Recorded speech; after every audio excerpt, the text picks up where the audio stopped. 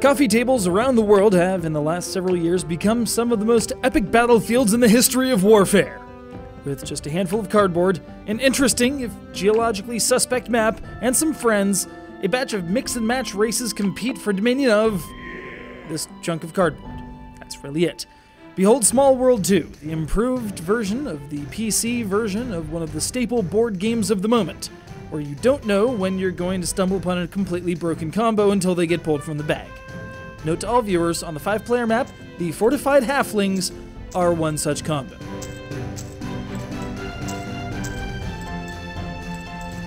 But let's back up. Small World builds off a very simple premise. You're competing in what amounts to a simplified land grab.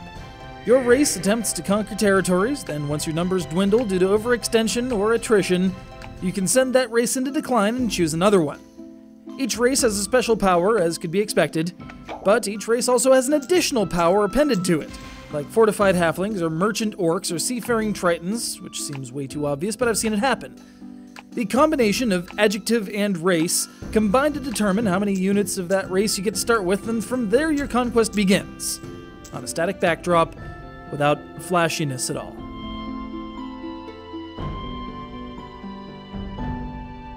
Alright, so let's be reasonable. This is just a bare-bones interpretation of a really awesome game.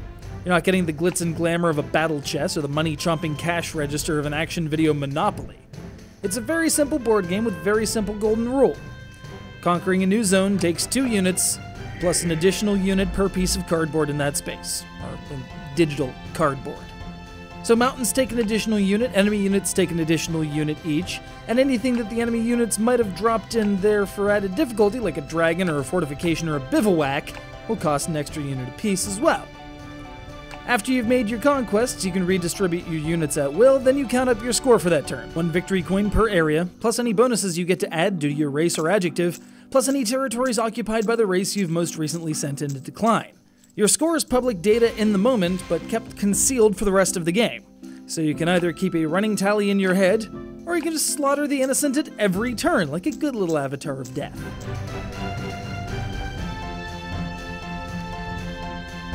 In terms of this particular interpretation's presentation, it's, well, bare bones. There aren't really big graphical flourishes, there aren't really clever sound effects or musical cues for each race. You're basically getting a platform by which to play an already awesome game, without having to fiddle with cardboard bits, and with the option to play against multiple opponents online. Here's where Small World really shines, with heads-up developments like a chess timer that allows each player a maximum of X minutes of thinking time per game. Be aware, though, that some of these games might be restricted to those who have purchased the DLC packs, which in truth are cheaper than the actual physical expansion packs those DLC are meant to emulate. Board games are a weird space like that, where sometimes even the worst parts of video games are still preferable to, dropping $80 on a copy of Crossmaster Arena, or whatever the hell a copy of Eclipse is going for these days.